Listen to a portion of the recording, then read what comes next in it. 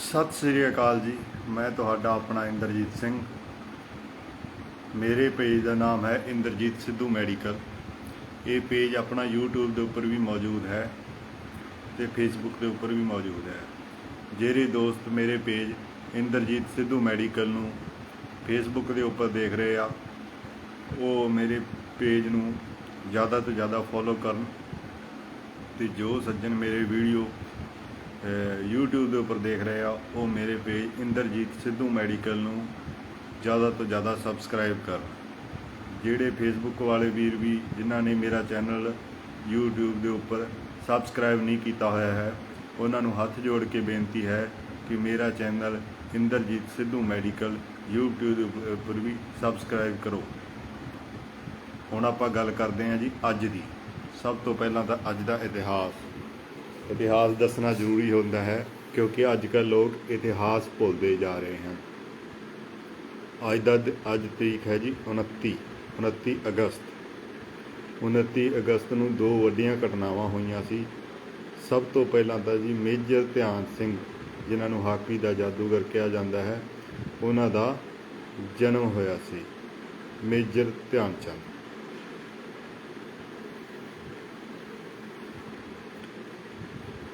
हुण आपां गल करते हाँ जी अपने देश की। कल जिमें सारे आने खबरों के देखा है कि दिल्ली के विच दो ट्विन टावर जो वड्डियां वड्डियां उच्चियां उच्चियां इमारतां सन 40-40 मंजिला उन्होंने 2 मिनट के विच ढह ढेरी कर दिता गया।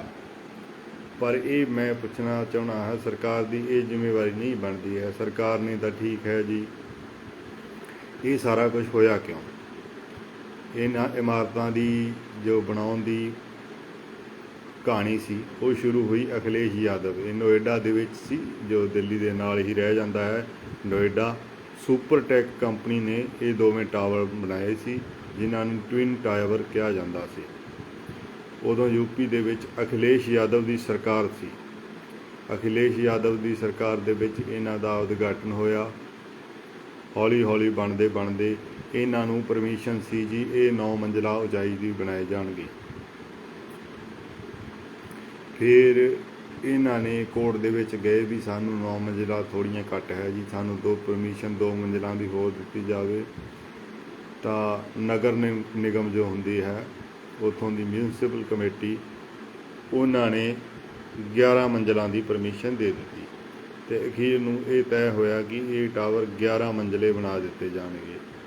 पर जदों बनाने शुरू किए कंपनी ने सुपरटेक वालियां ने तो इन्हों 9 मंजिला 10 11 15 हौली हौली 40 मंजिले तक खड़े कर दिते गए। हुण कसूर किसदा है। आसे पासे लोगों ने जो रहिंदे सन जिन्हां दे घर विचारां दे कोई 2-2 3-3 मंजिला सी वो डर गए क्योंकि उन्होंने डर लगन लग्या कि एडी वड्डी बिल्डिंग बना दी गई है। अगर इहदा कोई होया जिन्हों परमिशन ही सारी 11 मंजिलों की सी एडी वड्डी बना दी गई है जे 19-21 हो गई तो असीं सारे मारे जावांगे। उन्होंने हाई कोर्ट के विच केस किया। उन्होंने जाके यूपी के विच हाई कोर्ट के विच केस किया। आंढी गुआंढी जिन्ने भी सी ते इस तो इलावा केस शुरू हो गया जी। जदों ये केस शुरू होया तो एक कंपनी ने ट्विन टावर बनाने वाली ने पहला ही लोगों तो अगराई इकट्ठी कर ली। उन्होंने फ्लैट भी बेचने शुरू कर दिते। मान लो उन्होंने फ्लैटों की कीमत अज आप मान के चलीए 20-20 लाख रुपया सी एक फ्लैट की। तो उन्हें 20-20 लाख लैके पता नहीं किन्ने बंदियां नूं फ्लैट बेच दिते। अज हुण कोर्ट का फैसला आया है। उदों बाद वो बंदे हाई कोर्ट दे विच गए। हाई कोर्ट ने जी ऑर्डर दे दिता काफ़ी लंबी बहसबाजी तो बाद कि इन्हों टावरां नूं ढा दिता जाएगा। उस तो बाद जी फिर वो सुप्रीम कोर्ट दे विच गई जनता कंपनी वाले सुपरटेक वाले सुप्रीम कोर्ट दे विच गए भी नहीं जी साडा बहुत ज़्यादा नुकसान हुंदा है इन्हां टावरां नूं ना ढाया जावे जो साडे ते जुर्माना वगैरह लाउणा है वो ला दिता जावे। पर सुप्रीम कोर्ट ने भी हाई कोर्ट का फैसला बरकरार रखते हुए आदेश दिता कि इन्हां टावरां नूं ढा दिता जावे। इन्हां टावरां नूं ਢਾਉਣ ਤੋਂ ਪਿਛਲੀ ਤਰੀਕ ਸੀ ਜੋ ਪਿਛਲੇ ਸਾਲ 2021 ਸੀ, ਨਵੰਬਰ 2021 ਸੀ।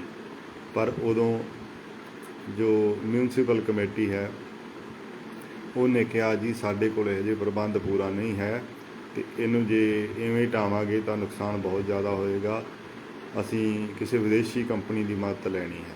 ਚਲੋ ਜੀ, ਕੋਰਟ ਨੇ ਪਰਮਿਸ਼ਨ ਦਿੱਤੀ।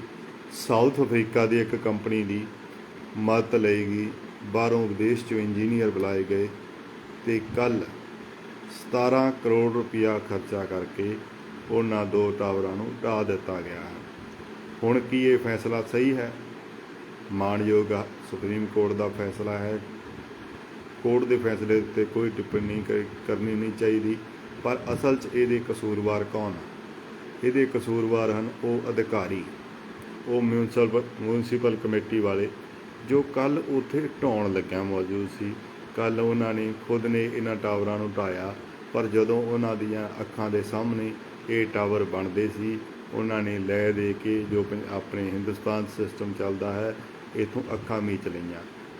ਉਹਨਾਂ ਨੇ ਇਹ ਪਾਸ ਅਕਸਰ ਉਹਨਾਂ ਨੇ ਕੀਤੇ, ਉਹ ਰੋਜ਼ ਉੱਥੋਂ ਕ੍ਰੋਸ ਕਰਦੇ ਹੋਣਗੇ।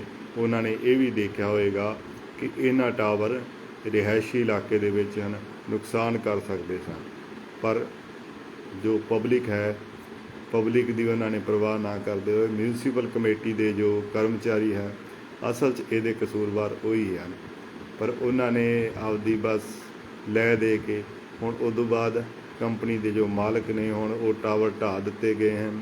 ਉੱਥੇ ਮਲਬਾ ਪਿਆ ਹੈ ਜੀ, ਇਸ ਮਲਬੇ ਨੂੰ ਢੋਆ ਢੁਆਈ 'ਤੇ ਚੁਕਾਉਣ ਵਾਸਤੇ ਕਈ ਦਿਨ ਉੱਥੇ ਚੁੱਕਾ ਚੁਕਾਈ ਚੱਲਦੀ ਰਹੇਗੀ, ਆਂਢੀ ਗੁਆਂਢੀ ਪਰੇਸ਼ਾਨ ਹੁੰਦੇ ਰਹਿਣਗੇ। ਅਤੇ ਹੁਣ ਸਰਕਾਰ ਨੇ ਫੈਸਲਾ ਦਿੱਤਾ ਹੈ, ਕੋਰਟ ਨੇ ਫੈਸਲਾ ਦਿੱਤਾ ਹੈ ਕਿ ਟਵਿਨ ਟਾਵਰ ਕੰਪਨੀ ਦੇ ਮਾਲਕ ਸੁਪਰਟੈਕ ਵਾਲੇ 12% ਵਿਆਜ ਦੇ ਨਾਲ ਲੋਕਾਂ ਦੇ ਪੈਸੇ ਮੋੜਨਗੇ।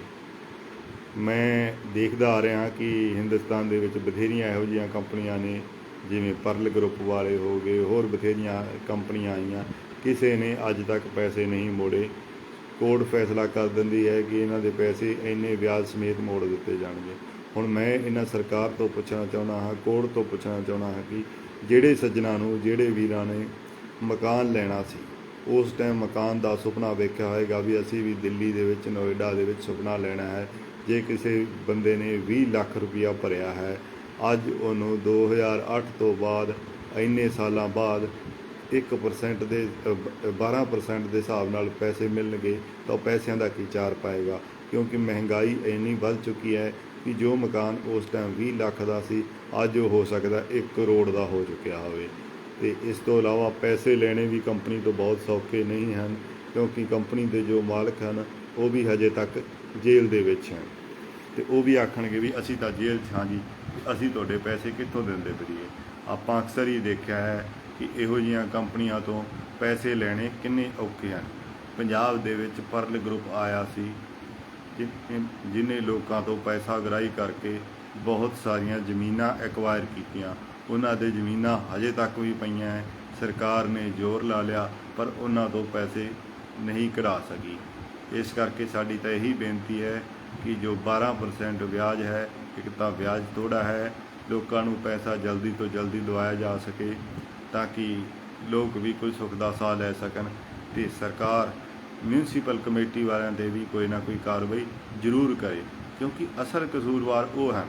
ਨਾ ਤਾਂ ਲੋਕਾਂ ਦਾ ਕਸੂਰ ਹੈ ਅਤੇ ਕੰਪਨੀ ਵਾਲਿਆਂ ਦਾ ਕਸੂਰ ਜ਼ਰੂਰ ਹੈ, ਪਰ ਕੰਪਨੀ ਵਾਲਿਆਂ ਨੇ ਵੀ ਅਕਸਰ ਕੁਝ ਦਿੱਤਾ ਹੋਏਗਾ।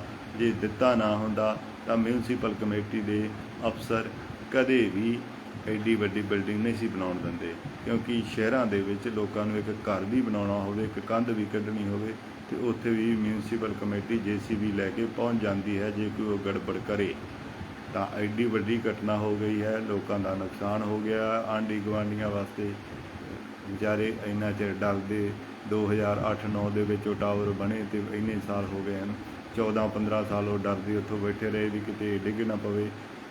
ਜਾਂ ਇੱਕ ਹੋਰ ਤਰੀਕਾ ਹੋ ਸਕਦਾ ਸੀ, ਇਹਨਾਂ ਨੂੰ ਕਿਸੇ ਨੂੰ, ਗਰੀਬਾਂ ਨੂੰ ਅਲਾਟ ਕੀਤਾ ਜਾ ਸਕਦਾ ਸੀ। ਇਹਨਾਂ ਨੂੰ ਦੇਖ ਕੇ ਕੀ ਫਾਇਦਾ ਹੋਇਆ? ਕੋਈ ਵੀ ਫਾਇਦਾ ਹੋਇਆ ਨਹੀਂ। ਇੰਨਾ ਕਰੋੜਾਂ ਰੁਪਈਆਂ ਦਾ ਪ੍ਰੋਜੈਕਟ ਸੀ, ਐਂਡ 'ਤੇ ਰਿਜ਼ਲਟ 0 ਨਿਕਲਿਆ। ਸਰਕਾਰ ਚਾਹੁੰਦੀ ਤਾਂ ਇਹੀ ਚੀਜ਼ ਆਪਦੇ ਪਰਮ ਮਿੱਤਰ ਅਡਾਨੀ ਨੂੰ ਹੀ ਵੇਚ ਸਕਦੀ ਸੀ। ਮੋਦੀ ਸਾਹਿਬ ਨੂੰ ਅਸੀਂ ਤਾਂ ਬੇਨਤੀ, ਹੁਣ ਤਾਂ ਖਤਮ ਹੋ ਗਈ ਹੈ। ਮੋਦੀ ਸਾਹਿਬ ਚਾਹੁੰਦੇ ਤਾਂ ਅਡਾਨੀ ਨੂੰ ਦੇ ਦਿੰਦੇ, ਅਡਾਨੀ ਬਣਿਆ ਬਣਾਇਆ ਨੂੰ ਆਪੇ ਸੰਭਾਲ ਲੈਂਦਾ, ਕਿਸੇ ਨਾ ਕਿਸੇ ਵਰਤੋਂ 'ਚ ਲੈ ਲੈਂਦਾ, ਲੋਕਾਂ ਦੀ ਹਾਨੀ ਤਾਂ ਨਾ ਹੁੰਦੀ। ਕੁਛ ਲੋਕਾਂ ਨੂੰ ਤਾਂ ਫਲੈਟ ਮਿਲਦੇ, ਪਰ ਹੁਣ ਲੋਕਾਂ ਦਾ ਨੁਕਸਾਨ ਹੋ ਗਿਆ। ਦੇਸ਼ ਦੇ ਵਿੱਚ ਜੋ ਵੀ ਹੋਵੇ, ਕਿਸੇ ਤਰ੍ਹਾਂ ਦਾ ਭ੍ਰਸ਼ਟਾਚਾਰ ਹੋਵੇ, ਜਨਤਾ ਦਾ ਹੀ ਨੁਕਸਾਨ ਹੁੰਦਾ ਹੈ। ਨੁਕਸਾਨ ਹਮੇਸ਼ਾ ਜਨਤਾ ਦਾ ਹੀ ਹੋਣਾ ਹੁੰਦਾ ਹੈ, ਕਿਉਂਕਿ ਸਰਕਾਰਾਂ ਕਰਨ ਵਾਲੇ, ਸਰਕਾਰਾਂ ਬਦਲ ਜਾਂਦੀਆਂ ਹਨ, ਅਫਸਰ ਬਦਲ ਜਾਂਦੇ ਹਨ, ਪਰ ਜਨਤਾ ਉੱਥੇ ਹੀ ਰਹਿ ਜਾਂਦੀ ਹੈ। ਚਲੋ ਜੀ, ਜ਼ਿਆਦਾ ਸਮਾਂ ਨਾ ਲੈਂਦੇ ਹੋਏ ਮੈਂ ਇੱਕ ਵਾਰੀ ਫਿਰ ਤੁਹਾਨੂੰ ਬੇਨਤੀ ਕਰਦਾ ਹਾਂ ਕਿ ਮੇਰੇ YouTube channel Inderjit Sidhu medical ਨੂੰ ਜ਼ਿਆਦਾ ਤੋਂ ਜ਼ਿਆਦਾ ਸਬਸਕ੍ਰਾਈਬ ਕਰੋ। ਅਤੇ ਸਾਡੇ ਵੱਲੋਂ ਮੇਜਰ ਧਿਆਨ ਚੰਦ ਜੀ ਦੇ ਜਨਮ ਦਿਨ ਦੀਆਂ ਬਹੁਤ ਬਹੁਤ ਵਧਾਈਆਂ। ਹਾਕੀ ਦੇ ਜਾਦੂਗਰ ਜਿਨ੍ਹਾਂ ਨੂੰ ਕਿਹਾ ਜਾਂਦਾ ਸੀ। ਸਤਿ ਸ੍ਰੀ ਅਕਾਲ ਜੀ।